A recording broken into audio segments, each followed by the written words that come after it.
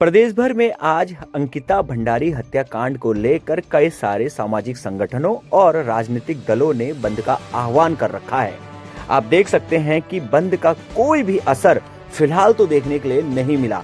सबसे बड़ी बात यह है कि जिस तरह से हम बात करें देहरादून की, देहरादून में अगर आप ये देखें तो ये तिब्बती मार्केट है, इसके साथ ही पलटन बाजार जो है, यहाँ पर बिल्कुल भी बंद का असर देखने के लिए नहीं मिला।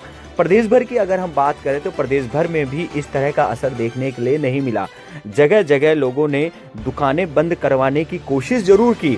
कई सारे ऐसे राजनीतिक दल थे जो सड़कों पर थे और वो लोग बैनर पोस्टर लेकर निकले हुए थे और वो कोशिश कर रहे थे कि सड़कें जिस तरह से गाड़ियां चल रही हैं सड़कों पर, जिस तरह से दुकानें खुली हैं, इन्हें बंद करवाया जाए। और वो लगातार आह्वान भी कर रहे थे कि आप कम से कम 1 घंटे के लिए अपनी दुकानें बंद कर दें। और इसी तरह से जो ये पलटन बाजार है, यहाँ पर भी वो लोग पहुंचे और उन्होंने पूरी कोशिश की कि पलटन बाजार को कम से कम 1 घंटे के लिए बंद करवा दिया जाए।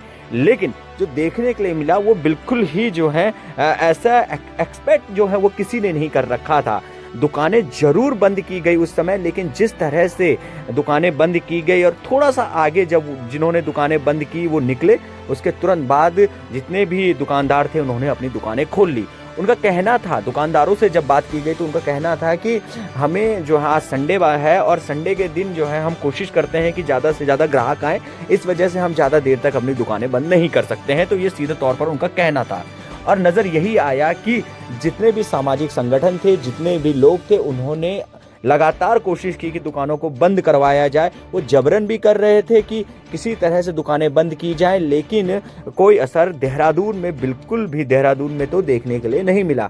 इसके साथ ही अगर अन्य जगहों की बात करें तो जिस तरह से खबरें आ रही हैं कि कुछ एक जगह को अगर छोड़ दिया जाए तो ज़्यादातर जगह बिल्कुल पूरी तरह से बाजार खुला हुआ था, यानी कि कोई भी व्यक्ति दुकानें बंद करने के लिए तैयार नज़र नहीं आ रहा था।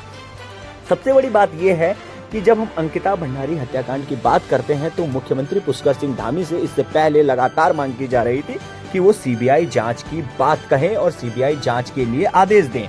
अब मुख्यमंत्री पुष्कर सिंह धामी ने इसके आदेश दे दिए हैं। तो सवाल यही खड़ा होता है कि जब मुख्यमंत्री आदेश दे चुके हैं तो आखिर अब बंद का आह्वान क्यों किया जा रहा है? क्यों नहीं थोड़ा इंतजार किया जा रहा है कि इसमें आगे क्या होता है?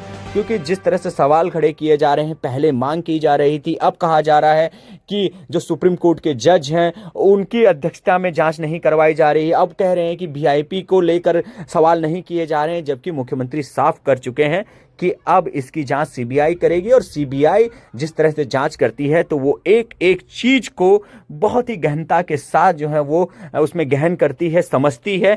ऐसे में बंद का आह्वान जो किया गया वो पूरी तरह से तो नहीं, पर ये जरूर कह सकते हैं कि वो बिल्कुल सफल नजर नहीं आया।